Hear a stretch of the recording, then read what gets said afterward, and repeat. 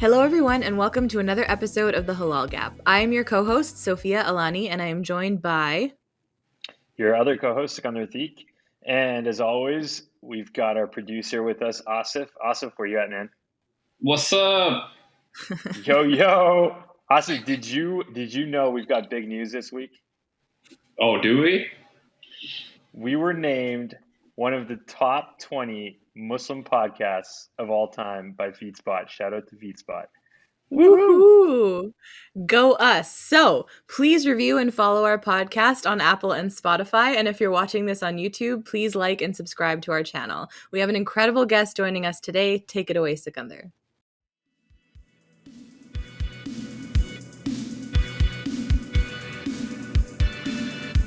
She is a graduate of USC School of Cinematic Arts, and her short film, One Small Step, was screened at Cannes Film Festival and shortlisted for the BAFTA Film Awards. She's directed commercials for brands like Amazon and Uber and was among those selected in the inaugural Disney Launchpad Shorts Incubator, where she created the short film American Eid, now streaming on Disney+. Joining us from Los Angeles, please welcome Aqsa Altaf. Woo! Woo! Hello. Thank you again for having me. Thanks for joining us. Aqsa, we like to start right at the beginning with our guests, and oftentimes that means diving into a childhood that's kind of caught between, North American and immigrant cultures. However, you had a bit of a different upbringing growing up in Kuwait. Can you tell us a little bit about that? Yeah, definitely. So I was born in Pakistan and then moved to Kuwait when I was like 3 years old. So my parents met in Kuwait. And then they had to leave the country because of the Gulf War that happened in 1990. And because of that, I was born in Pakistan. And then we moved back when I was 3 years old. And my parents could go there and get together again. And my parents, they both were migrant workers. My dad from Pakistan, my mom from Sri Lanka. They both migrated to Kuwait. My dad is a construction worker, mom is a maid. So we belong to like the migrant community in the Gulf state. So my entire identity kind of relies on that a little bit to an extent, and also why I wanted to be a filmmaker comes from that. The genesis of that also comes from the fact of my being daughters of migrant workers. And then I was raised in Kuwait my whole life until I immigrated to the U.S. in 2013 when I was around 21, turning 22. So yeah, now I'm an immigrant. Going from a migrant to an immigrant, it's been an interesting journey.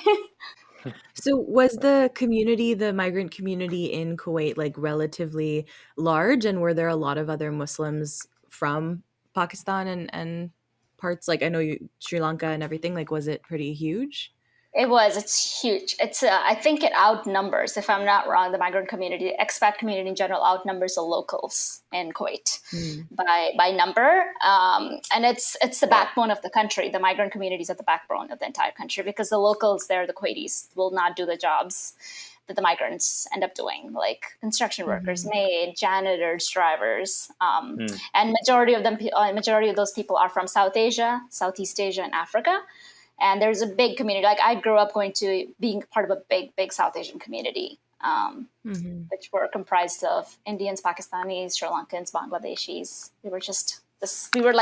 We kind of like hung on to each other and became this massive South Asian community there. I was just gonna say, you kind of talked about like your experience and how and you kind of also mentioned like migrant workers aren't really treated the best. And so was that like a relatively, I will get into that in kind of like your story, but like, was that a relatively common experience that like you all shared, or was it more like it just kind of depended on the job you did and who your employer was and stuff? It's a strange hierarchy. So in Kuwait, you have the migrant workers, which are like the working class. And then you kind of have like the upper working class ones that are like maybe the doctors or engineers. Then you have expats, which I guess is the upper working class. And under expats, you have like the richer South Asians that have like really good jobs or own businesses, co-owned with Kuwaiti, because you can't own anything there if you are not Kuwaiti. And also Americans, all the Westerners are considered to be expats. So we were on the lowest of the lower hierarchy, if there was a social hierarchy. So yeah, in that sense, it was a strange thing because I grew up a lot of like watching a lot of people around me have their passports taken away, constantly being physically and mentally abused, and just being looked down upon constantly. They just had a derogatory terms for us. We'd just be called idiots in front of our face, and that was like okay, and nobody like was ever asked to question that, because you don't question the Kuwaitis. So it was a weird culture where I was always asked to just look down and take it because it's worse back home. That was like their justification. They're like, what are you going to do? It's worse for you back home. So exploitation was just encouraged and accepted. And so, so I kind of grew up thinking it was okay for people to take people's passport away. It's okay for somebody to treat us the way they are because we were just born poor. So that was like my experience. And I think that was bursted. That bubble was bursted. That reality that was fed for me growing up got bursted because I was exposed to film and TV. And I realized, wait, this is not how, that's the power of film and TV that can make you question your reality. Mm-hmm. Yeah, you touched on it. So did you have that awareness, I guess, from a young age? And I guess you just mentioned that it wasn't until you got exposed to it from, different film and TV that you saw. But was amongst your kind of community of South Asians, given that everybody was going through somewhat of a similar type of scenario within that migrant class, did it ever impact you at a young age in the sense of, did you have an awareness of it, or was it just, like you said, it was just something that you just kind of accepted as this is the way it is, and you had a great childhood within those those kind of constructs of thinking that this is just totally normal? I think it was a combination of both. I was told that that's how it is because that's how it was around us, and nobody could change it. So I had accepted it, and my childhood was within those boundaries. But there was just a strange thing in me, and I'm sure I'm not the only one. A lot of people around us was like, maybe it's not okay to just shove people while you're talking to them, and maybe it's not okay to call them like animal names in front of the children, like just as a regular conversation. Or maybe it was not okay to just see like 3 Sri Lankan maids on the road and just push them in your police cars without even talking to them because they can't speak Arabic. Like those are the things that I think we all knew was not okay, but we just like turned our eyes because that was just the thing we were accept. Like, what else are you going to do? Go up against the cops there who are just going to deport us eventually, you know? So it's just it was a fear-based upbringing, I would say. And a lot of it still lingers. I have to like constantly question when I'm like standing up and having a voice. I'm like, wait a second. Like, there's that innate thing in me. I'm like, should I be questioning? I was so scared. It took me a long time to get over that fear of having a voice and not being afraid to express myself. Wow. Okay, because I had a completely other different question, but then I kind of want to talk a little bit more about that because I think that's really interesting. I think especially like in the film industry where, just generally more broadly, but you've definitely talked about your own experience about how, sometimes you're the only Muslim in the room, and like, you, as a woman of color too, like talking about advocating for yourself and, being able to have these positions in the film industry and, without having a ton of role models or a ton of people who've kind of blazed that path for you. And so how have you managed to like kind of quiet the voice inside you that's like, don't say anything, just sit down, just, don't talk about it, just shut up, just go with the flow, versus the voice that's like, no, like we have a story to tell and we have a voice that's valuable. So keep talking. It's such a strange tug of war, I think, within myself. That's been a journey. I think I have to give a lot of it to my parents. My mom was such a feminist, and she didn't even know what that meant. It was just in her. That's who she is, and she raised me with those ideologies, and they were not outright what I know now as feminist. But if I think about all the things that my mom made me, it is very feminist in her own way. And I'm not like trying to filter it through Western feminism or because that's a very different thing I have to come to terms with as well as I've moved here. Is that feminism is different in every culture and every country. So I had like my own version of that through my mom. She planted those seeds, and those seeds are what's paying off right now. Same with my dad. He always encouraged me to dream big and work hard. And the very things that they told me and taught in me were the things that they were in a way punished for, because my mom was not allowed to speak her mind. My dad worked so hard and then ended up just getting screwed by the society that he worked so hard for 30 years. And in a way, I thought growing up that those are the things, what they taught me, I would not end up doing that because I saw the end result of it. And I saw that, but I realized that the society that was messed up. So the values that they told me, the values were right. It's just the society didn't reward those values there. And it's the kind of the opposite here in a way. Right. And to that end, because I like the idea, it's like an interesting thing to think about feminism being different in every country. But I wonder if like the feminism is the same and it's just like the intersectionality that's actually different in every country. Like you've kind of talked about like socioeconomic status and stuff and how that's, you know, we talk about like representation in media, but we don't often have representation in terms of different socioeconomic statuses. Like that's not one that's as at the forefront. It's usually about like race and culture and body size and gender expression and sexual orientation and that kind of thing. So like, do you think like do you think that that's, do you agree, I guess? Like, is it more that the intersectionality is different, or do you think that it's like there's actual different value systems in each country? I think, I personally think the idea of feminism, I think it's only boils down to like the Western perspective of it, or like how, you know, in anthropology, they say you like anthropologists used to go to a culture and judge them through the lens of the culture of the Western society. And to them, everything was wrong because it didn't assign, it's not that everything was wrong. It's just that it wasn't with the way they did it. So I think that is something I'm keeping in mind as I'm like just the idea of Western feminism versus where we grew up and how they're different and how they're interpreted differently. But also I think the socioeconomic thing, I really do believe historically art and artists in this recent culture, it's not easy to become an artist if you don't have money. It just is as a hard reality of how the industries function. Nepotism plays a big role, and also it's once you go to art school, a filmmaking school, there's no guarantee of you getting a job at. Like it's not like going to accounting or even becoming a doctor. You know what steps to take after you graduate to get a job, whereas art doesn't encourage that, and therefore you can't. Just a lot of people who don't come from families that can support them 2 years out of high school or out of school usually don't end up going the route of that. And therefore we lose a lot of artists. I know I went to community college my first 2 years here. A lot of people that wanted to do film kind of stopped halfway through. And it's not because they were not good artists, it's just they couldn't afford to. So I look at all the number of artists that come from socioeconomic backgrounds that we need stories from are actually eliminated along the process to not have a voice. So yeah, I think there is a lack of representation when it comes to that. And a lot of artists end up being from privileged backgrounds. So it's not an even distribution in my experience. Yeah, no, that's totally fair. I don't know, Sikandar, do you have any questions on this, or should I ask the question I wanted to ask 2 questions ago? Because I got distracted. I'm not. So I don't know if I should be chiming in on the different perspectives of feminism as the only male in the room right now, but I'll let you guys handle that one. I'll just say yes and move on. Yes, and I agree. Yeah. Well, the question I wanted to ask initially was, then you kind of said that like you, through your exposure to film and TV, that's when you realized that like these inequalities that you were living and witnessing were wrong. Like that was kind of what maybe made that a little more clear. So do you have any like specific examples of what you saw or read or watched or whatever that kind of made you question the society you were living in? It was a bunch of different things, like watching just film and TV in general. You know, it's so funny. I keep telling people, like, I made the connection that I'm allowed to dream big.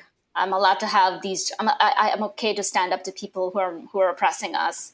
All those connections were made indirectly. Like the people that I saw on screen weren't necessarily people that look like me who were making those choices, you know, like those dream big choices and living their life.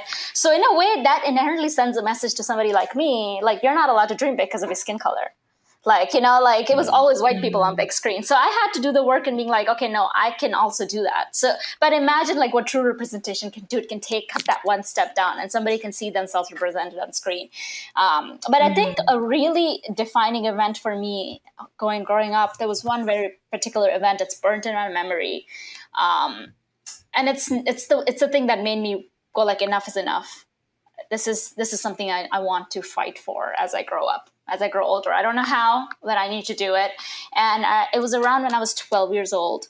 We were in our building, and flats. This is what we call it back there, like flats buildings, which is like apartments.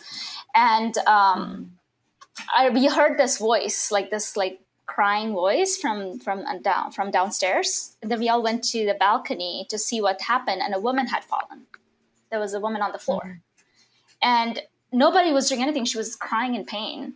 This woman had fallen off of like the 6th floor of the building, and she was on the floor, and nobody was around her helping her, and everybody was scared because they were scared that they didn't want to be part of any legal case. Like if cops showed up, they didn't want to get involved.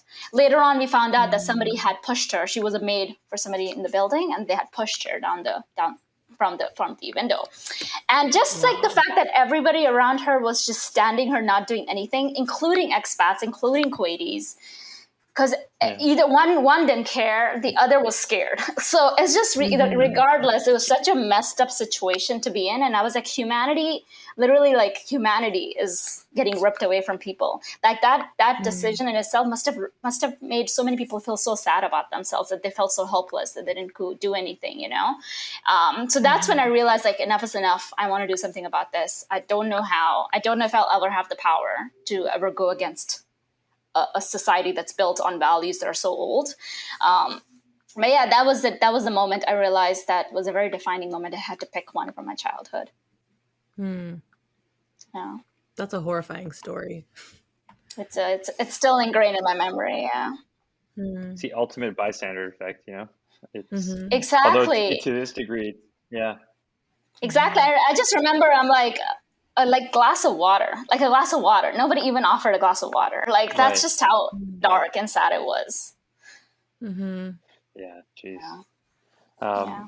So not to pivot too hard, but you know, I am curious to know, based on, you know, your upbringing there, and the fact that you said you mentioned that you had a really strong, tight-knit group within the South Asian community, and we know for most of your childhood you went to the Indian public school, but then for, you know, kind of the high school equivalent, you moved to the New English school. So was that the same sort of community, just moving into a differently titled school, or was it a completely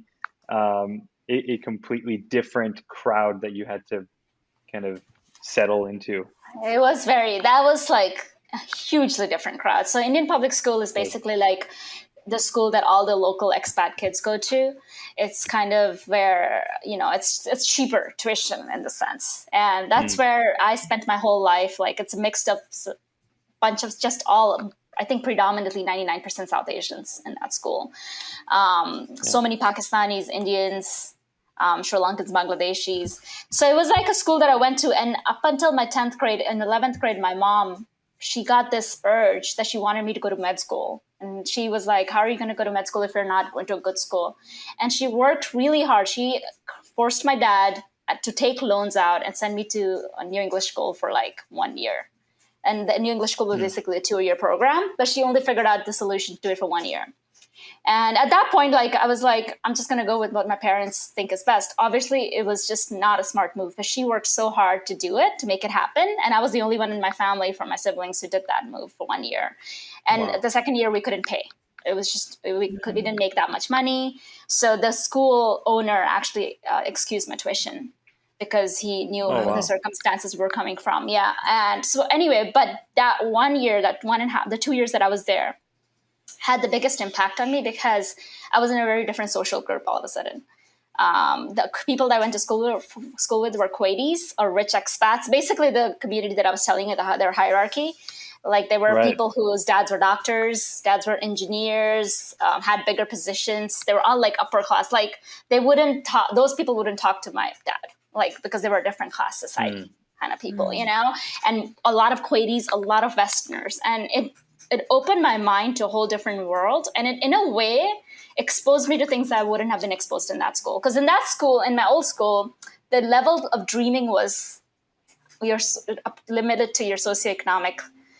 You know, like everybody had to do a job that required them to get everybody had to do a degree that required them to get a job. It's financially secure. And you don't dream big because they don't want you to get hurt. So, you know, and here it's the total opposite. All these kids, they have like endless opportunities to dream as much as they want because their parents can send them to any school they want to go to. The Kuwaitis have the government, local Kuwaitis The government sends them to any school. They sponsor them to go to any school they want, and they pay for it. The government pays for them. So I was around a lot of dreamers, a lot of big, and I think that impacted me at that impressionable age to dream big. I just didn't have the means to dream like they did, but I had the dream. And and it hit me really hard because when I graduated school, officially my second year there, my dad had lost his job at that point. He had like a feud with a local Kuwaiti. His passport was taken away. He was kind of blacklisted. So, and all my friends from NES, that they all went to like colleges. And I was there working 3 jobs to support my family of 6, and not even making minimum wage from it. And it was such a big, sad blow to my face because I was dreaming. I was like, I'm going to go to college. I don't know how. My parents can't pay for it, but I'll figure it out. I'm going to go to college. I'm going to become a doctor. And it just like came crashing down at 18. It was such a hard reality. Those 4 years from 18 to until I moved here were like the most defining years to become the human I have become. Maybe not the artist, but the human. It just made me so driven, and it made me want to get out, get out of that hole that I was like put into. And yeah, it just made me work hard, gave me a work ethic that I didn't have before. For sure. I can only imagine. And I think, I gotta, sincerely thank you for that perspective, right? As someone who probably grew up in a lot more privilege, understanding that perspective of only being able to dream as far as you can see is such a mind-blowing thing to recognize, right? And that's, it's unfortunate that we don't get to hear that reality more often. So I appreciate you sharing that perspective. And you mentioned that around 18 now you're the primary breadwinner for the family. Was there ever any thought to move back to Pakistan, or was it a situation where you guys as a family were committed to finding a way to make it work in Kuwait? Like what like, I'm assuming there was so much uncertainty at that time. What was it that kept you going and kept you guys kind of pushing towards making sort of ends meet within Kuwait rather than finding your way back to maybe what could have been an easier ground in Pakistan? No, totally. We were thinking of leaving Kuwait for good, but my dad was not allowed to. His passport was taken away, and the guy was like, "If you don't pay me, I'm not going to let you go." So my dad was kind of stuck, and then he became an illegal immigrant, illegal migrant in the country because he just didn't have his passport or renew his visa. So we couldn't leave because then we leave him behind, and to get him out, that would cost $10,000, which was a lot of money. Like there was just no way in hell I would have made that much money then while supporting the family. So it was just so much like things that just made us get stuck there. And my siblings had to quit school because we couldn't afford to send them to school. Even to the Indian public school, we couldn't afford to send them. So I had to tutor my siblings at home so that when they went to school eventually that they would be caught up, and both my 2 of my siblings, then I decided to send my mom and the 2 siblings to Sri Lanka, because my mom had Sri Lankan nationality, so at least she could get those 2 siblings in school for free there. And my dad and my brother and me stayed there during those. So I was supporting them in Sri Lanka, sending them money there, and they were able to go to school after 2 years of taking break from it. And I was with my dad until I moved here, and then I got my dad out of Kuwait. Paid that money off and got that out of Kuwait eventually. But that's the reason we couldn't go. And even if I did go, it was such a weird situation for me because I grew up in Kuwait and spent so much time. Even my dad, he called that place home for 30 years. There was no place to call home. Like I don't have a place to call home. Like my childhood home is an apartment building that's probably demolished by now. It's not like the situation here. If you grew up here, if you put 30 years here, you could probably get a green card. There you don't get any benefits. You work 50 years, you got to leave the country when they want you to leave the country. I mean, during COVID, they deported so many people, and they made sure that they banned flights from India and Pakistan so that people couldn't come in and out. But the local Kuwaitis were allowed to go vacation anywhere they wanted. It's just the injustices of their system and the prejudice and biases they have. No, totally. Yeah, I mean, I have a lot of friends who grew up in Dubai, and it's very similar, right? In that sense, within the Gulf countries in general, it's it is one of those things where there is this massive, I don't even know if I'd call it classism or racism or a combination of both or what, but it is pretty crazy to think that there's very little civil liberties in terms of, your rights as an immigrant within the country. But so just to go back to that, when you are working, you're, like crazy. You said 3 jobs over the course of 4 years. You're working 3 jobs simultaneously, trying to make ends meet. for your family, and your dad's in this incredibly difficult situation. Did you ever did that dream kind of stay alive in terms of wanting to go to college, and was that something that you wanted to go in America to college, and did you strive for that, or was it not even something you could even think about at that time? At that point, I wanted to go out into the West because I felt like that would be my only way. Because everybody around me, all the people that were getting, if you're not Kuwaiti, you're Westerner who has the second. So you're the Kuwaiti, and then the Westerners get the second priority, and everybody else kind of falls underneath them. So immediately, just the impact of Westernization, Western cultures, Western countries, and colonization is very deep rooted. Those things are valued there. And I immediately know if I need to, and the people like the Pakistanis or the Indians that were rich, they were in a bigger class, those people had degrees from the West. And that's why they were able to like get better jobs there and get treated better. So I immediately knew my solution to get out of this sinking ship was to get an education, and get an education in somewhere in the West. Now, obviously, like financial aspect is the big thing there. I did first think about the UK, because they had like a community college sort of option, but it wasn't as strong as the community college options you have in the US. And so that's why I ended up coming here. So one of the jobs that I did when I was in Kuwait was I was an assistant teacher at an American school. Assistant teacher to kindergartens. That was like one of the jobs I did. And I went to the high school counselor there, and I was like, look, I'm not a student here. I just need you to tell me every possible way to get into a college in America. And he just was laughing. He goes like, nobody ever asked this question. He goes like, my job like dries here. Nobody ever comes to me. So he helped me so much. He like got me all like he told me about the community college system in America, and how it's like the cheap way in, and you could do that for 2 years, 3 years before, and then you don't have to, like in the UK, you'd have to go to a bachelor's for 3 years and pay full university fee. Whereas in the US, you have the option to go to community college for 2 years. So yeah, the idea of getting an education was paramount for me. I knew that was my only way out of classism, of the class that I was put into. Education is the only way out. And it was meaningful to my parents. They didn't graduate high school or go to college, so I'm the first in the family to do so. So it's a very meaningful thing for us. It was a very big thing for us. So that dream of going to college never died. It's just what I wanted to do when my life evolved. No, for sure. And so during that time, so you said it was kind of like 4 years. You're working really, really hard. And then were like tutoring of your younger siblings, was that in addition to the 3 jobs, or was that one of, I guess it wasn't paid, so it probably was in addition to the 3 yes. paid jobs you were working. And then how did you find time to like to dream and to consume, the content, and to read things and to watch things and to kind of continue to be inspired? Like, how did you balance that with everything going on and taking care of your mental health? Because I imagine that this whole thing was probably a really stressful thing, being, the main support financially for your family and having so much of that responsibility on your shoulders. Yeah, I think it was, for me, like the financial support was something I was like, I could do, because if I work 3 jobs, bring home the money, I pay the rent, I put the food on the table, it was really taxing. But I felt like emotional support was harder in a strange way, because I had to emotionally put myself through that to keep going. And also on top of that, emotionally support my parents, who at that point were really freaking out about everything. They just didn't have it in them to start fresh and start new. Like my dad just couldn't do anything. He was trapped.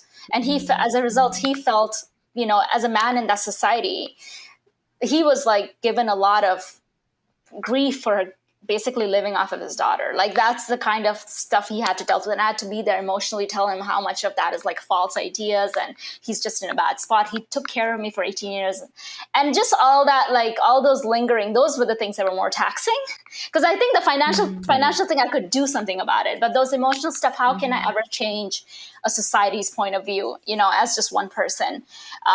So yeah, those were, I think, more taxing. And for me, the dream, like, man, I really wish, like I tell all my filmmaker friends here, like I hear all these filmmaker stories, and they all are like these kids who had an 8mm camera and they went around at the age of 8 and made a film. I did not have that story. And I think a lot of people of color don't have that story. A lot of, like, it's just a very specifically privileged point of view on arts because it's something you're exposed to at that young age, and your parents buy you a camera to go make a film. I wish I was that. I just didn't have that. For me, I think I didn't even grow up watching the classics and stuff. That was something I got introduced later on in my life. And I think as a result of that, it gives me a fresher point of view. So when I make stuff, I'm hoping that I'm not replicating stuff that's already happened. I'm just making it out of things I've lived. So I think it's definitely, I have more to say as an artist. I believe in the craft is what I learned. Mm.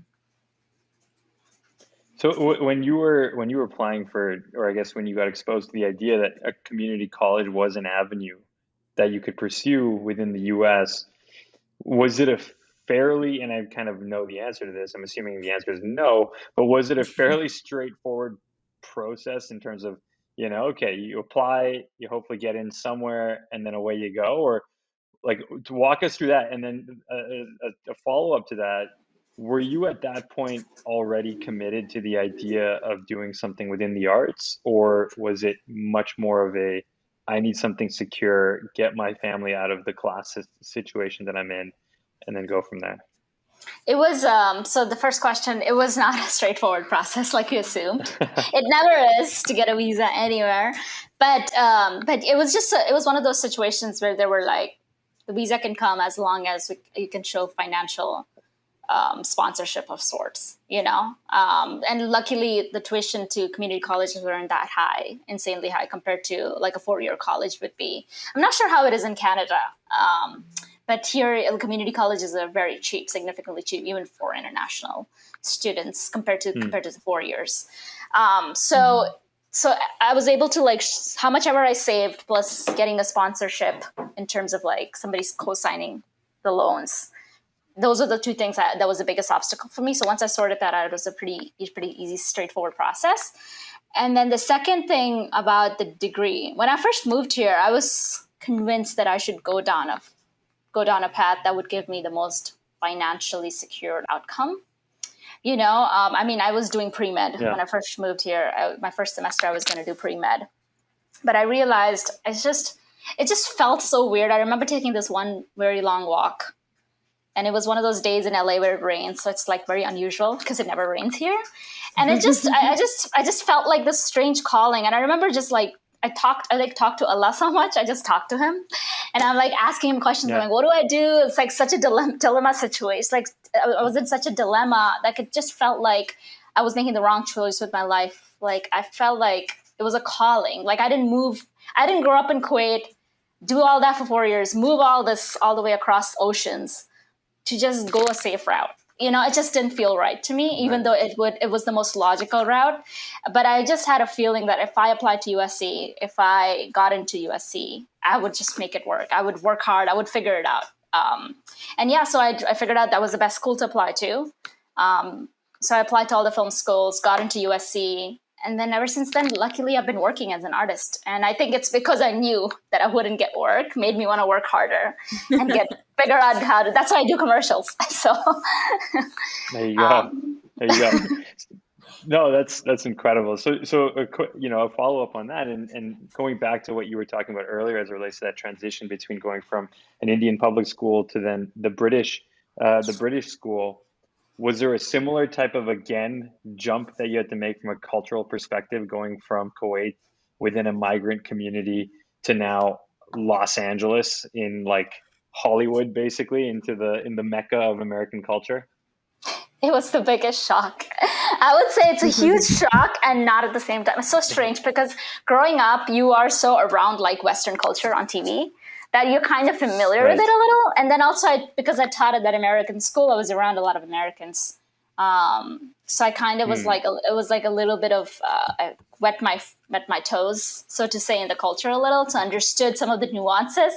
So when I first moved here, I think what I was really shocked about is just, I think just the difference of class system compared to there, and just a class system in a first class country like America, or like a developed nation like America, I guess. First class, I meant. What is the word for it?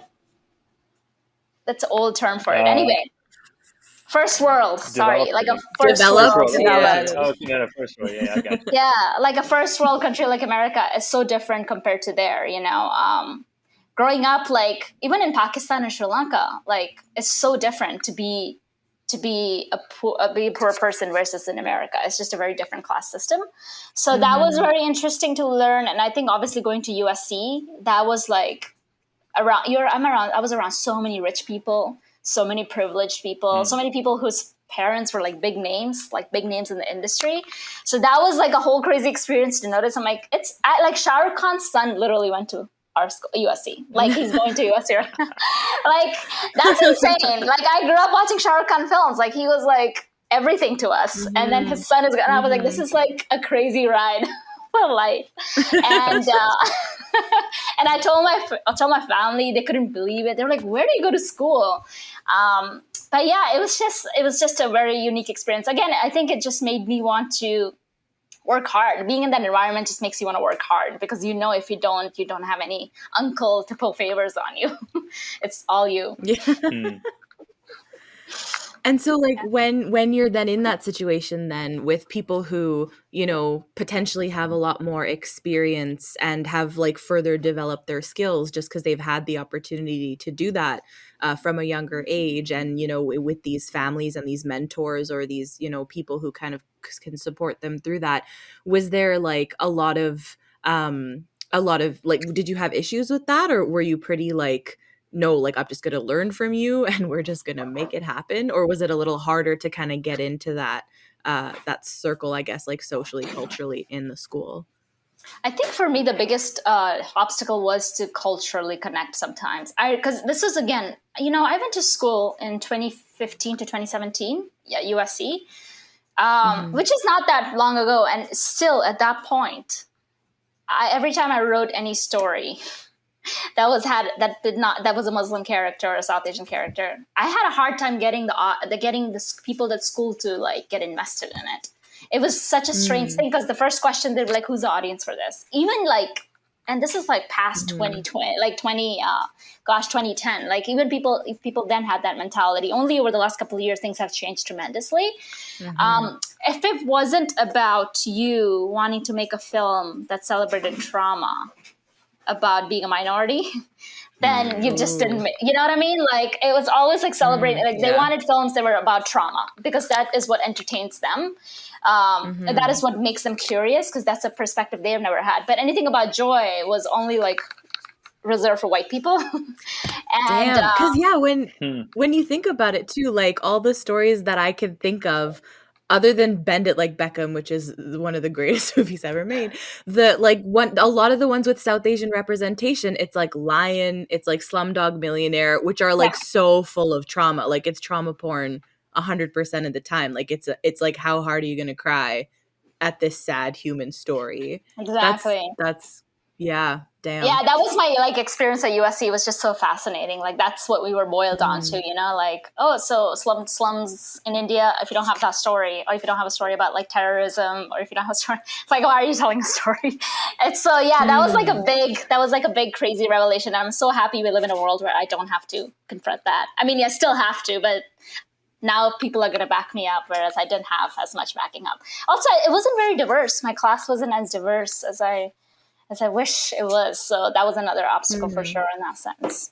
I was going to say, did you feel like you ever tokenized because of that? Like just because there wasn't as much diversity, so then it was like, well, you know, Aqsa's the Muslim one, so let's ask her. Or, you know, she's totally, you know, yeah. Yeah. Yeah, in that sense, like, yes, anything that had to do anything brown was like, oh, let's ask. I'm like, I can't represent a billion people, guys. Like, there's like billions of us, and I just don't want to be the only representation of it. I talk about that in writer's room as well, you know, like I hope I'm not the only Muslim or South Asian here, because it's just so unfair for you to have me to check a box, and I can't represent voices that diverse and range. Yeah. And I think it's interesting because I think when you think about like the path of representation, it's like the first step was just like, let's just have like, just get somebody, as you said, to check a box at this table. And then it's like the step 2 is almost like, oh, wait, like, you know, this population is not a monolith. So like now we need to address the fact that there's actually diversity. And so then, yeah, now I think it's like, I think it's more fun, and I think it'll lead to some incredible art, but I think it's probably a really interesting change in the industry to be like, it's not just enough to have a Muslim at the table. Like, you have to kind of think, like, is this person, a Black Muslim or an Arab Muslim or a South Asian Muslim? Are they a Sunni Muslim Yeah. or a Shia Muslim? Like, there's so many different ways to kind of represent a community, and yeah, and I think that the fact that you can kind of be really specific with stories, I think, is Yeah. helpful. It's so exciting. It's so exciting, to not just be like one color, because we're not just that one color. There's so many Hmm. shades of that. One thing that you've touched on in the past as well is about how that diversity needs to include not just ethnic backgrounds and religious backgrounds, but also socioeconomic backgrounds, right? And you touched earlier on the fact that there's so many people who might be incredibly talented individuals who um, who unfortunately get dropped off along the way due to the fact that art is oftentimes not as affordable, accessible, ability to make a livelihood, stable, and therefore unable to kind of push those talents to the forefront. What do you think is like? How do we help to combat that? I don't know if there's a silver bullet solution, but how can Right. we help to combat that as we move forward? I feel like it's important for us to. I think that's why, like, the Pillars Fund, that the Riz Ahmed Hmm. Foundation that he came up with. That's something. Those things are very important because they kind of like just help you. It's a grant money, and then they help you, pay you, so that you can take time off from your day job to focus on your art, to write that script, to make that film. I think those things are very important and crush, because that $25,000 that's coming from that's an entire year of making money as an assistant in LA. Like, you could just take that Yeah, time off, yeah. because being an assistant, you're working 13-hour days, you're working on the weekends, you don't have time for yourself. So just taking that year off to focus on your art will push you forward.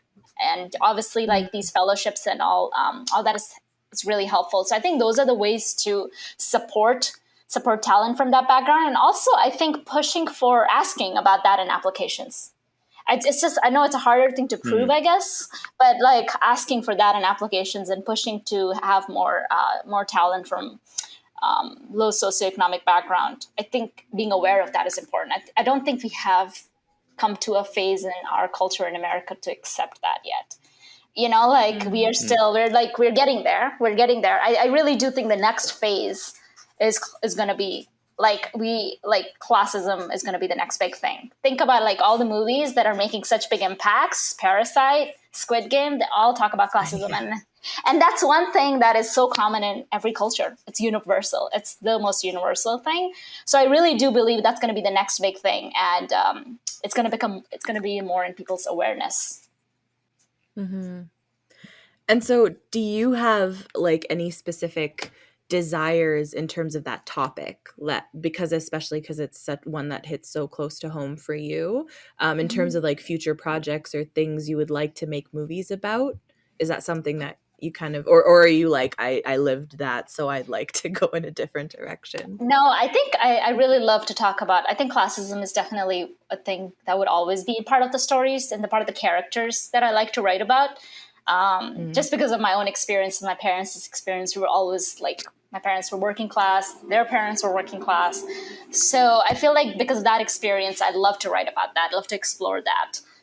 And it's always going to be a facet of the stories I like to tell. And the one story that I'm working on right now, which takes place in Gulf State, is about that. Like, it's about hitting classism, but from a very specific Gulf State perspective, my upbringing. So yeah, I Mm-hmm. think that that is always going to be part of my stories, to tell stories about the class that always gets looked upon, you know. So they're Mm-hmm. Mm. just glossed over in stories.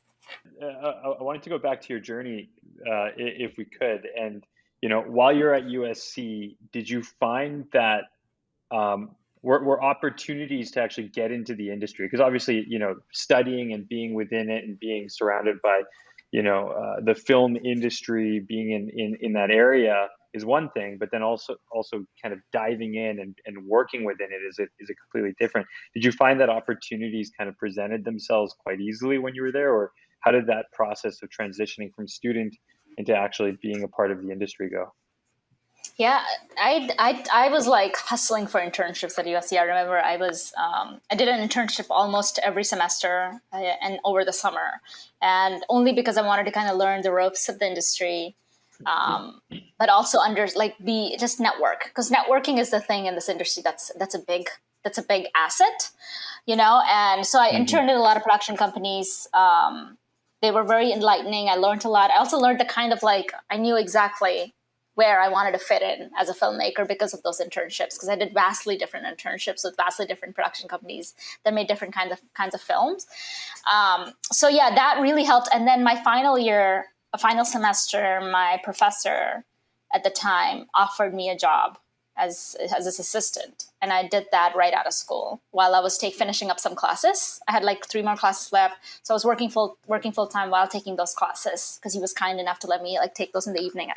I went from work early to do those, and so yeah, I did that for 6 months. I committed for a year to be an assistant. 6 months in, I was like, I don't know. I feel like I'm climbing the wrong mountain. Like it's just, I'm not creating. I'm not creating. Like, I feel like I've learned so much. I've learned everything I could have learned. But from here on, if I don't apply, what am I doing? And then at that point, I got an opportunity in the commercial world, and I took that jump as a cushion. And then ever since then, I've been like directing commercials to sustain my writing and directing career in the narrative world. But yeah, that's how the transition happened. But those internships and that job was very helpful because I think you have to know a little bit of producing as an artist. You have to understand and also as an independent artist, you have to be entrepreneurial. Because you have to kind of entrepreneur your own career before somebody else like can just take it over for you. But I think I learned a lot about those skills during those internships and that job. So I'm very thankful for that.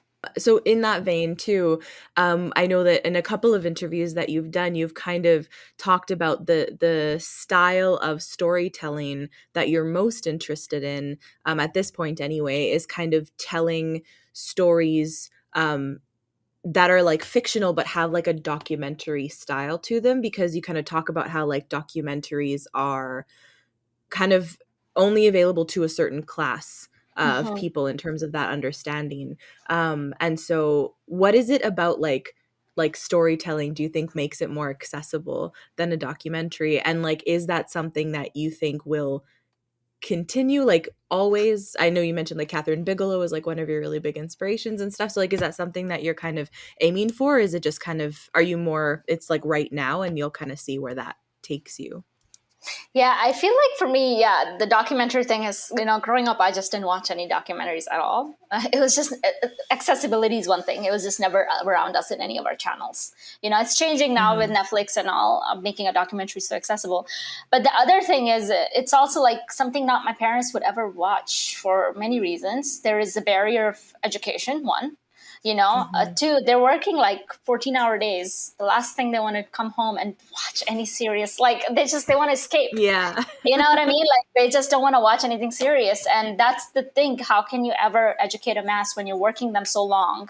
So they never have time for themselves to educate. Like, that's the problem with our society. Like even That's the democracy. point of capitalism. That's why it's garbage. Exactly, and that's what democracy. How would it work if people are not educated and informed? It's because they don't have time to educate and inform themselves because they're working to death to put food on the table. So I realized very soon, like that's going to be a hindrance. And like I said, documentaries are, I feel like art museums. Like you will never find an art museum in a low socioeconomic neighborhood. They're always in rich neighborhoods.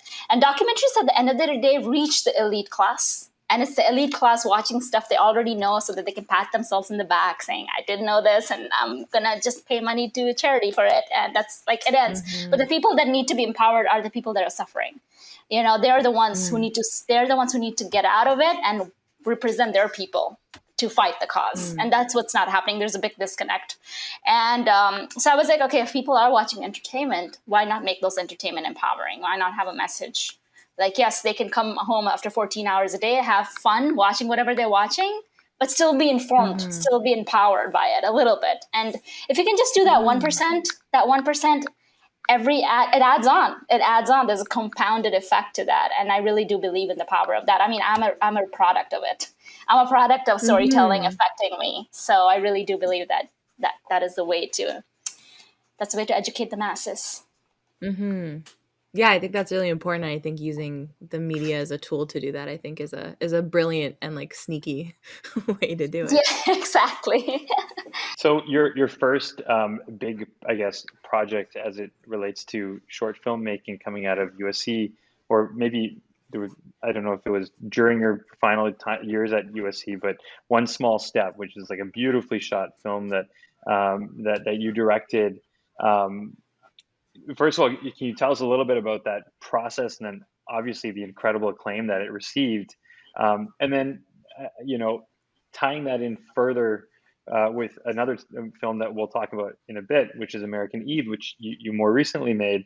In both instances, you kind of work most prominently with children. So I was also wondering, kind of as a theme, if that's something that you have found can help tell certain stories better, kind of tying back to what Sophia was touching on as it relates to tackling these like large social issues, but through kind of a more of a fictional or storytelling lens. Is that an intentional choice to do it via the eyes of children? Yeah, I think it's so funny to tell stories from children's perspective. I think I love working with children as actors. I think they're so honest Mm. and genuine, like, and it's just so fun the camera loves them. The camera loves to capture honesty, and just putting them in front of camera, they're so fun to work with. They're so pure. I love working with children. I have a blast every single time I do it. And hope to continue to do it for a very long time. And, but I think I think children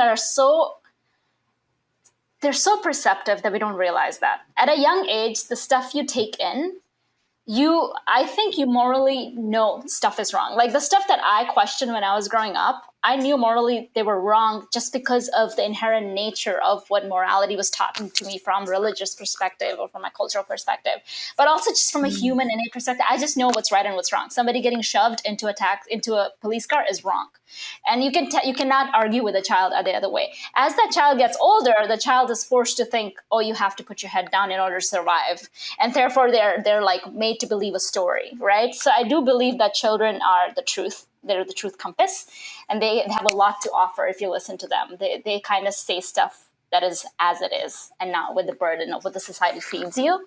So that's I think using them as main characters is always fascinating.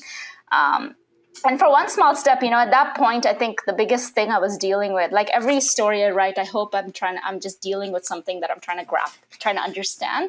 And through telling that story, I understand that a little bit.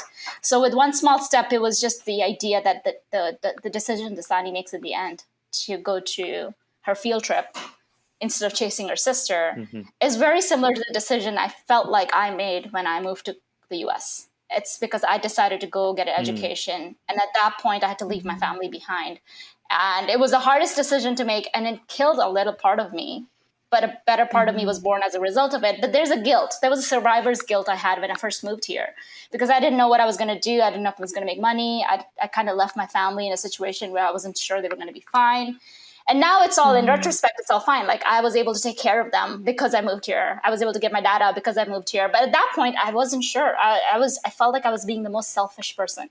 And so the story of One Small Step, that decision she makes, is me trying to explore that, like that decision, that you kind of children that come from low socioeconomic backgrounds or minority cultures, they just have to make bigger choices in life that a child should not make at that age. They should not be feeling guilty just for having dreams. And that's where I think that the genesis of that story came from for me, the heart of it. And I kind of wanted to explore the One Small Step was the exploration of that thought. It's amazing. It makes a ton of sense as well as it relates to the lens of the children's eyes as kind of that truth compass, as well as touching on your personal. I actually didn't catch on that, even though Asif had given us 12 pages of your bio. I didn't catch on that as part of the decision making matrix for the child in the climactic moments of One Small Step. So it makes a ton of sense. And then a little over a year ago, about 18 months ago, you get selected as one of 6 directors amongst thousands of applications for Disney's inaugural Launchpad incubator. tell us a little bit about how that opportunity came about, and what I'm assuming could be some level of feeling of, I guess, justification or realization that you made the absolute right choice in taking that massive risk in coming to America from Kuwait. Tell us a little bit about that experience. It was One Small Step. That film is what I submitted to as a directing sample, which ended up, so it was kind of like a nice, I like how one project paves the way for another.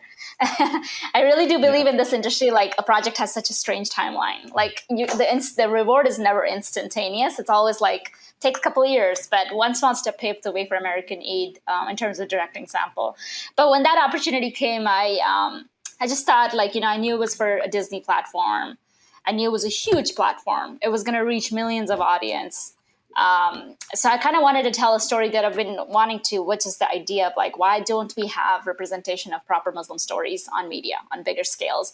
Why is it that I grew up in Kuwait and I know about Thanksgiving, and nobody here even knows about Eid? It just blows my mind. Like that is just injustice to me.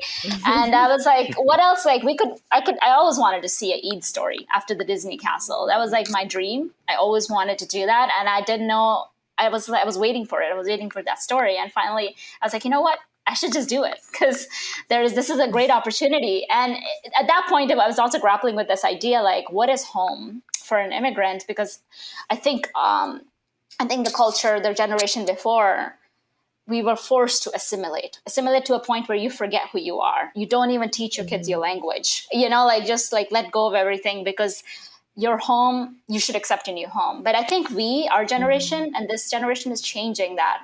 And we're realizing like, it's not a one-way street, right? Like you have to accept your home, but your home has to accept you. It's a two-way street. So I think that I was grappling with that thought. Because when I first moved here, I was like, how much do I want to change? Because I moved here older. So my identity was somewhat formed, So at that point, I was like, should I be... Every time I went to USC during Eid, nobody around me even knew that it was Eid. Nobody wished me. And I started talking about it, but then nobody had reference point to care. And so at that point, I started questioning, should I be talking about it or should I just shut down and assimilate and like make it okay to not celebrate Eid here? So I guess, the question was, I have to start talking and embracing my culture and my heritage and my religion. And that's why people will start caring is if I start talking about it. So American Eid was that Zainab's character kind of comes from that experience. Zainab was like me when I was younger, and Amina is me as I get older, which is a strange way. As you get older, you become more like a younger self, which I do really incredible. do think. I do think people, as they get older, they connect to their younger self more, and they become who they were. Yeah, because I was going to ask about, the fact that you are telling this story about an American child struggle with not being able to celebrate Eid in school, which is something that like all of us who grow up in North America, Canada, the US deal with. And I was going to ask how hard or easy was it to share that experience not having lived it yourself? But you did live it yourself. You did go Older. through that experience, but later in life. Yes, but it's as relevant. In fact, it might even be more so considering the fact that now you're not necessarily dealing with, oh, do I go to class or not? Now it's, do my friends accept the fact that I celebrate this way? Am I comfortable talking about this in a more public setting? It's a much bigger, more broader situation than just, is this something that am I embarrassed about at school, right? Right, exactly. That makes a ton of sense. So was it comfortable, I guess, like telling that perspective in an elementary school setting? Was it an easy transition? Did you have to talk to American friends of yours to get that sort of like, what was that like? Exactly. I was like, when I started writing, I remember when I was in the school scenes, I was like, I have no idea how American schools are apart from my knowledge of like what I saw on TV and film. But I actually, because I used to work in an American school back in Kuwait, I had a couple teacher connections here. So I reached out to all those teachers and I was like, I need you to educate me about the elementary school here. What's going on? What is it like? And I visited some schools and it was just really nice to like kind of just understand. just the little things, because yeah, I did not know how classes functioned. I was like, what is like what's your recess, what's your break, like what's your lunch? I didn't even know that. Because for us it was very different. We followed like a very like Indian public school regimen that does not clearly apply here. Uniforms, like we used to wear uniforms here, uniforms are not a thing, so it was very different. So I had to definitely do my research and educate myself from the real teachers and students. And you kind of talked about how like one of the really big kind of things you wanted to make sure that you didn't do in talking about Eid and kind of explaining what it is was to compare it to Christmas or to like offer a Western kind of lens or perspective onto the celebration and the holiday. And so how easy or hard was that? Or like was there a lot of resistance from the non-Muslim people who you were kind of sharing this work with by being like were they worried that people wouldn't understand the significance of Eid, or was it less about the significance and just like this is important to me and that's the thing you need to understand, not like what it is or anything No, totally. specific? I think the biggest realization I had as I was writing this and making this is how much our own brains have been programmed to think from a Western perspective. It's just Mm-hmm. it is like we consume Western media. That's just part of our thinking, you know. And and as I was writing, I was questioning: will people understand this if I don't compare it to Christmas? Like Mm-hmm. I was questioning that. And also, it's so funny because I remember talking to so many writers that come from like minority, underrepresented backgrounds. And you know, one of the biggest things, it was a big revelation to me. It's like when we pick a character's name, we purposely go with a name that's easy to pronounce for a Western Mm-hmm. audience. You know, just that choice Hmm. in itself tells you everything about how conditioned we are to make a film that's catered Mm-hmm. to an Western audience. And I think we are becoming aware of that. It's going to take a while for us to unfold. It's going to be like layers and layers of stuff that we have to unfold and become aware Yeah. of. But I think one of the things I became aware of as I was writing Eid is like, I don't need to. I grew up watching Christmas stories, Thanksgiving stories, Halloween stories, all those stories, and they were never compared to Eid for me. Then why should I do the same? The reason I connected Mm-hmm. with those stories is because it was a genuine story told through a character who cared about something, and therefore the audience cares as a result of it. And if I can do that with my story, I think I do my job without having to. It can stand on its own, you know. It can stand on its Mm-hmm. own legs.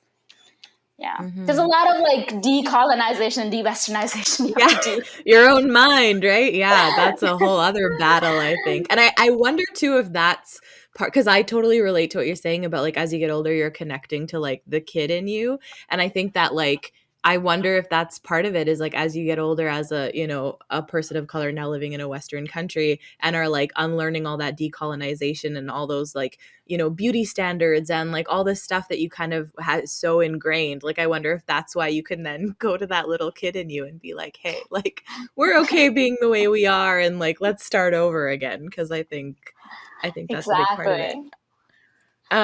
But I just wanted to ask one more question about American Eagle as well. Because like because it was on Disney, obviously the audience is going to be more so like children and families. And with your like affinity for working with kids, is are you wanting to make like family oriented like children's stories more so, or are you like open to like later on or for next future projects like having more of a gritty adult edge to like the stories you tell and the way that you tell them?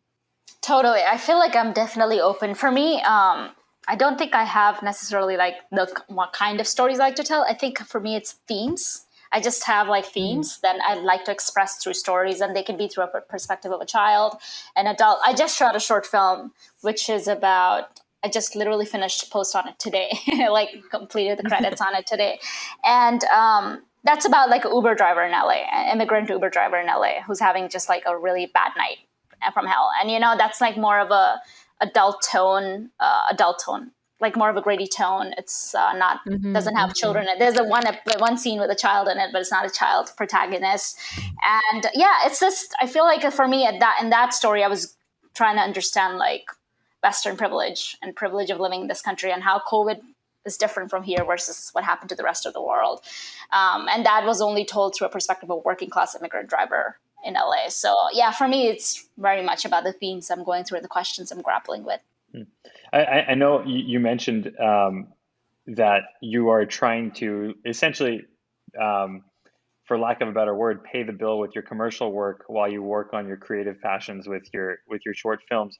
But I'm wondering, within the commercial work that you do, is there still ways in which you try to maintain that creative aspect and make sure that it doesn't just feel like doing other people's shoots? How do you balance creativity with what is really, at the end of the day, a commercial project? That's such a good question, because I feel like it's a question I always try to. It's so easy to get lazy in the commercial world because you think you're doing other people's. You're like, oh, it's just a job, and I try not to do that, because I feel like the minute you do that, you're letting your brain becomes that. Your brain's like, we'll find a way to also do that in other works, because your brain just that's just the way we survive. Human brain is made to choose the easiest route. Yeah, totally. Yeah, like so. Yeah. I try to work hard on every commercial, only because I want to work hard on every project I do, just to keep that ethic. But I feel like with commercials, the kind of commercials I do doc commercials mostly, narrative commercials here and there, but mostly doc commercials where I meet people, real people out there. And to me, that is such amazing things to take as a writer. Like, I go to all these cities and meet people that are like living real lives and get all the specific details. That's such fuel as a writer to get inspired from. Like this Uber short film I wrote came from because I did an Uber commercial. Like the structure of it came from it, and the emotion of it came from something I was grappling with. But the combination of those two, it's because I was able to do that. And so every commercial job, I try to like learn something from it, either be a technical thing, because it's still directing. I'm still directing. I'm still leading. So I put in my 10,000 hours as a director by doing that. And, or I just learn as an artist from the real people I interact with. I just did a Disney Toy Story commercial, like the Toy Story World. And I worked with these two twins. Yeah, I worked with these two twins, 3-year-olds. It was the best commercials ever done. It was so much fun. I felt like I was just playing for 3 days, and it was just the best experience. That's amazing. Yeah, and I got to direct Buzz and Woody, the characters at Disney. Oh my God, that's awesome. Was it for like a toy, or was it for Toy Story? Like, are they? It was for the Disney parks. It's for the Disney parks, the Toy Story World in Florida. Cool. Yeah. It was really cool. And Buzz and Woody did not break character. They don't break character even for the production. So I was like, wait, was it actually? Hold on, was it actually Tim Allen and Tom Hanks? No, it was. I wish. It was the characters at Disney. It was the characters. Oh, gotcha. Okay. Oh, I see. Okay. Yeah, but they still don't break character for you. So they will respond to you as if like Woody and Buzz would, and it's so hilarious. That's awesome. That's amazing. Yeah. That's very, very cool. You just touched on something which it has been almost like a recurring theme amongst a lot of creatives we've spoken to this year, which is this idea of putting in the reps and actually doing the work versus studying the work and going to film school. You've done both, right? You've gone to USC, one of the top film institutes in the planet, and you've also, like you said, put in your 10,000 hours, or you're putting in your 10,000 hours. Is there, in your mind, and I guess there's no right or wrong answer, so I guess it's just your opinion that I'm asking you about. In your mind, is there one that's more important than the other? Like, is the technical, education that you get in a classroom setting vital towards success, or is it strictly the repetition of going out and trying to do it, or is it a combination of both? I feel like I really don't think you need film school to become an artist. I really do believe. I don't think art can be taught. Like, I just don't think anybody can teach you art. But I do think film. I'm just opening this because it's getting dark here. I'm in the exact same boat. I do think what film school gave me was like network. It's just the network is what's valuable. I think that's what you kind of go for. But also just dealing with politics and leading. You don't learn that until you do it. And I think in film school, you kind of like making one small step. That was, like in our thesis class, only four directors get to make thesis films. So you have to like pitch for it and compete for it. So that in itself was an education. Wow. It was like a mini studio system, USC's designed to be that way. And so like pitching for one small step, getting that, and then hiring your team, all that was like very valuable lessons that I think helped me later on. So I think in that sense, film school is really nice, and you get to make mistakes. and they're kind of a little bit safer environment to make mistakes in. So it doesn't have such a big, like you make a film and it doesn't work, it's fine. Like that's how you learn. But I do think it teaches you the craft, which is very important. You need to learn the craft. So in that sense, I feel like film school is valuable. But then again, you can learn the craft by yourself. Go on YouTube. There's so many videos out there that are much better education than I honestly learned at school. Like I don't know if I learned a hell of a lot of craft at school. I think for me it was mostly like dealing with people, like understanding the dynamics of how to communicate as a leader and just network. Those are the three valuable things I got. Yeah.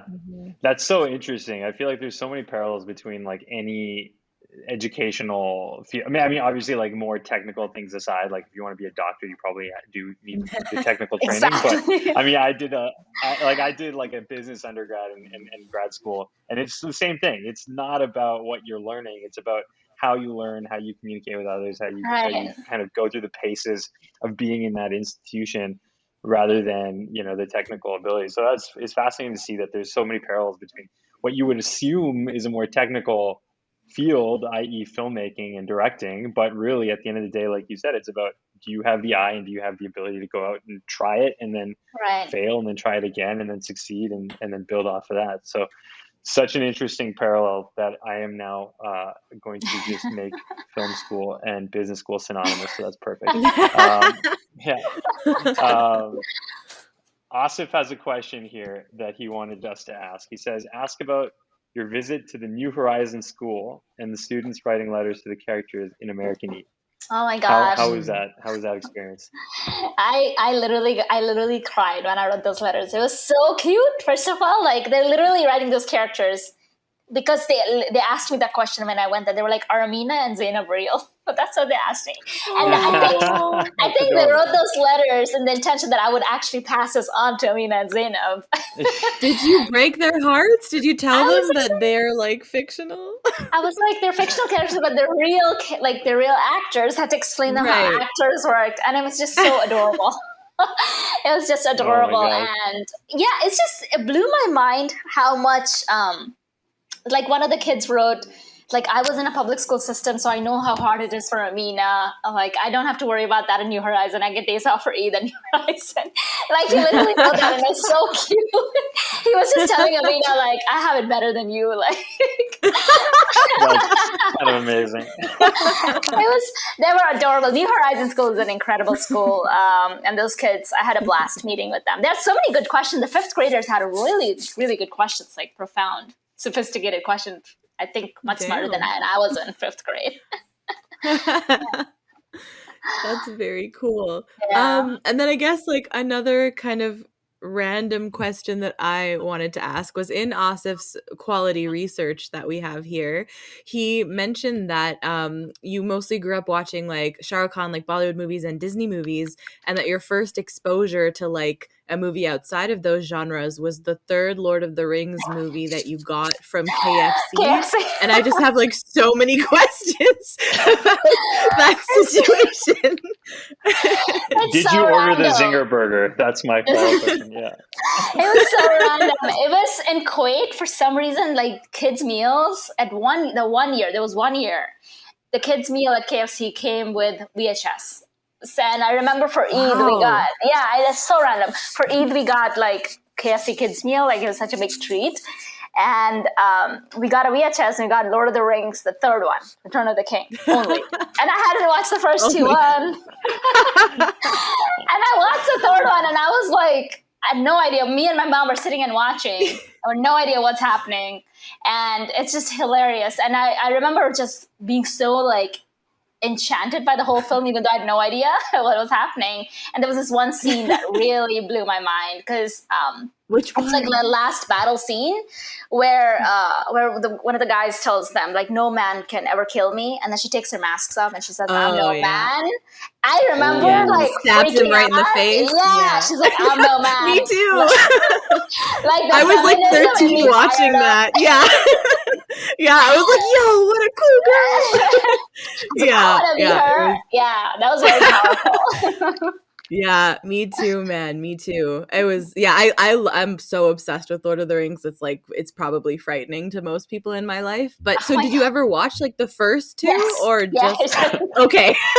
Okay. So Now now the that third makes one so you much can like sense. appreciate. Yeah. Exactly. Yeah, it's incredible. I watched the Yeah. extended cut too, so it was like 13 hours of film. Yes. Oh my God. Yeah. I Yeah. remember I remember when they re-released those. I think it was like when the third one came out, they did the extended cut for the first, the second, and then the third in theaters. Like you could go and watch all three together. Oh And my one of my buddies gosh. went and he said by the third movie the theater smelled so bad. Ew. And all the people are just like sitting there for like 14 hours, just like doing that is Oh not gosh. like a That's great so experience for funny. me. No, That's I so mean you can do Yeah. it, just don't do it in a public place because, like, yeah, it's not Yeah. going to be pretty, but Totally. you need to do it. It's so No, good. you need a shower break. You Yeah. definitely, that's so Yeah, long, you need a yeah. shower break. 100%. Between between Yeah, 2 and 3 100%. at least. Yeah, 100%. No 100%. question about it. I see No question Asif, about it. Asif is asking KFC 100. in India hit different. Can you confirm a KFC? You know what? I will say Kuwait fast food is so much better tasting than US. It is. I think Ooh. it's because the That, halal meat. It's like the meat is real. It's like there you halal. go. Yeah, So There you yeah. go. Yeah, and it's not fair like enough. Certified just a real food. paste that they have here. Yeah, I Kuwait McDonald's, Kuwait KFC, Burger King, all of them. Pizza Hut were so much better Mm. than here. There you go. There you go. Good to know. Good to know. Okay, Aksa, before we wrap up, we like to end with some rapid fire questions that are just completely random. Are you cool with that? Yeah, totally.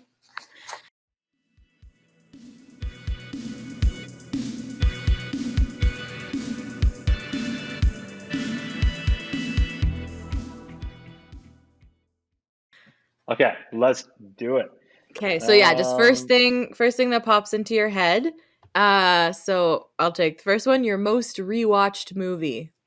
Other than obviously The Return of the King. I think it has to be only one. No, I you can mean be whatever you want. whatever you Counts. want. Okay, There's no real rules here. I would say it's Incendies by Denis Villeneuve. It's the film that got him on the map. I love that film so much. I think I watched it like 4 or 5 times. Incendies. Yeah, it's I don't think Incendies. I've Is that ever how you seen pronounce it? Oh, it's the film that got him Okay. nominated for Oscars. Foreign Oh, picture. okay. I'm adding It's it to the actually a list. Canadian film. Yeah. It is a Wait. Canadian film. Yeah, I mean, we are bad Canadians, clearly. I've seen this movie. Wait, you were Yeah. saying, does it have to be just one? Did you have another one that came to mind? I think the other one would be Short Term 12. Gosh, I can watch the movie anytime. that's such a good movie. I That's cry such a every good single movie. time. So good. Yeah. Yeah. I love those two. It's incredible to see how Brie Larson's career has like shot off in such a short amount of time. Like, Every And she's just single, her I think range. I think every single cast in that blew up. Like, yeah, like that's Rami true. Malek. Like Jake Gyllenhaal. Yeah. Yeah, it's Rami Malek's in insane. that Yeah, movie. it was really well casted film. Oh my gosh. No, 100%. 100%. Okay, number 2. What is your most regrettable purchase? Ooh, regrettable purchase. I don't know if I have regrettable purchase. I'm so brown. I'm very that's stingy fair. with my purchases. Okay, so I'm not I buying think it, I'm absolutely sure. Yeah. could we change that question then to the Yeah. most expensive thing you've ever bought? I would say it's Or my broken. laptop. No, Or broken. No, broken. broken. Sorry, broken. Broken. It's broken. Not You're bought. right. Not bought. Broken. Broken. We're not trying to pry into your luxurious purchases. We want to know what you've broken. Yeah. What's the most expensive thing you've ever broken? I think it would be my phone. Yeah, I broke my phone Oh, once yeah. All right. accidentally on a set. There you go. So yeah, Oh no. yeah. Those are never fun. Yeah. Never. Okay, number 3 is the book you would take with you on a deserted island. The Glass Castle. I would say the Oh. book. Yeah, it's such a good book. I read it like twice, back to back. Very, very good book. Or maybe actually, you know what? Harry Potter series. I'm obsessed with them. There you Oh, go. But those so are 7. good. So There's good. 7 of them. It counts as one. It counts as one. That's like 10,000 pages, all 7 of them together. I know, that would basically exactly. fill up your entire time on this deserted island. That's perfect. Exactly. Yeah, I there we go. I die a slow death, but a good one. Yeah. You know You'd what? be Exactly. entertained to the Always end. Exactly. Okay, number 4. We didn't even touch on whether or not you're a music fan, but we're going to go with this question. First concert you ever attended? Coldplay. Oh, Ooh, Yeah, that was contest. where Where at? was it? it was Yeah. Rose Bowl here in the US. Mm, That was the very first concert I attended. Nice. Yeah, nice. it was epic. Not I'm a bad. Coldplay fan. Yeah, had Yeah, to make they're it pretty epic. It was rad. the first one. Yeah. Of course. Nice. And lastly, what is your favorite way to eat potatoes? So like mashed, fries, chips, poutine. I would say it's like my mom used to cut them into blocks and fry them with like I don't know what she did, but it was Mm. bomb. And I have not met any potatoes that comes close to that. So I would say my mom's potatoes. That's fair. That's fair. All right. Mama's potatoes. Deal. Yeah. That's amazing. Awesome. Mm-hmm. All right, with that, Aqsa, thank you so much for joining us. This was an awesome conversation. Sincerely appreciate it. Where can people find you and your work? So I have my website. It's www.aqsaaltaf.com, where I kind of put all my work, the highlights of them. And then my Instagram is Aqsa Altaf, and my Twitter is Aqsa Altaf, but with double F at the end. Because somebody took Aqsa Altaf, and that person is not even using Yeah, I it. was gonna say. Unbelievable. We'll find them, don't worry. Yeah. All right. Awesome. Thank you so much. This is such a pleasure to chat with you Thank both. you. We hope you enjoyed today's episode of The Halal Gap. Stay tuned for more episodes. The Halal Gap is a Mosquers production. You can find us on Instagram, Facebook, Twitter, and TikTok by searching Mosquers Film Festival. Thank you to our sound and video editor, Arish Jamil, our tile artist, Narmeen Sayed, and our producer, Asif Qureshi. Please rate us on Apple Podcasts and Spotify, and if you're watching on YouTube, please like and subscribe. If you have any questions or comments about our podcast, you can email asif@themosquers.com. On behalf of Sikandar and myself, thank you for joining us. Catch you next time.